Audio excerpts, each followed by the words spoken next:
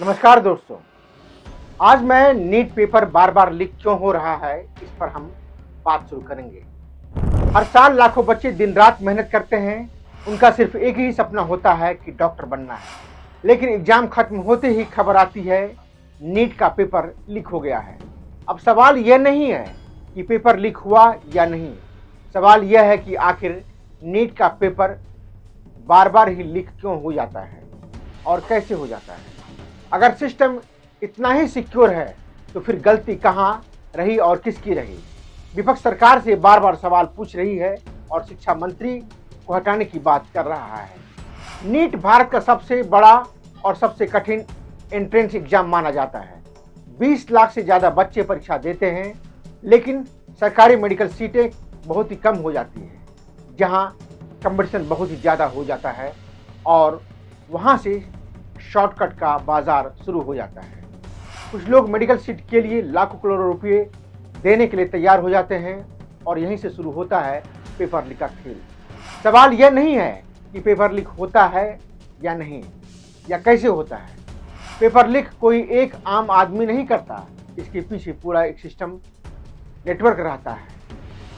कभी printing press से जानकारी बाहर निकलती है, कभी पेपर ट्रांसपोर्टिंग के दौरान सिक्योरिटी कमज़ोर की वजह से, और कभी एग्जाम सेंटर पर अंदर से ही सेटिंग की जाती है।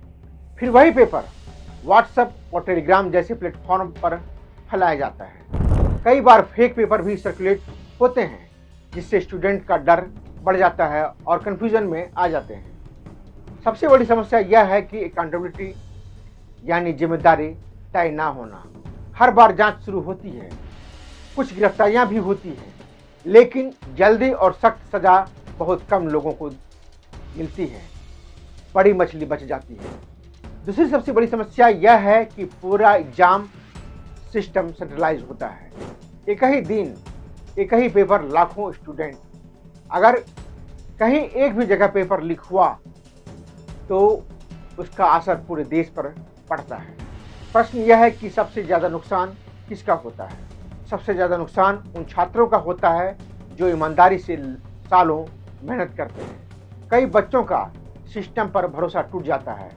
मेंटल प्रेशर, एंजाइटी और डिप्रेशन भी बढ़ जाता है, क्योंकि मेहनत करने वाला बच्चा सोचने लगता है अगर सब कुछ पैसे और सेटिंग से ही होता है तो फिर मेहनत का क्या फ़ायदा। तो सवाल यह उठता है कि आखिर इसका समाधान क्या है। ज़्यादा सिक्योरिटी, मल्टीपल पेपर सेट और तेज इन्वेस्टिगेशन और दोषियों को सख्त सजा। लेकिन सबसे ज़रूरी चीज़ है ट्रांसपेरेंसी यानी पारदर्शिता, क्योंकि जब तक छात्रों को सिस्टम पर भरोसा नहीं होगा तब तक हर साल यही सवाल उठता रहेगा, क्या अगली बार भी नीट का पेपर लीक होगा। जाते जाते विपक्ष से भी मेरा सवाल यह है कि क्या शिक्षा मंत्री नीट की परीक्षा का केवल उत्तरदायी हैं। इंजीनियरिंग, जेई, CUCT परीक्षा भी शिक्षा मंत्रालय के अंतर्गत आता है, फिर इसमें पेपर लीक क्यों नहीं हो पाता। सोचकर बताइएगा ज़रूर। आपको क्या लगता है, गलती सिस्टम की है या भ्रष्टाचार की? कमेंट करके ज़रूर बताइएगा।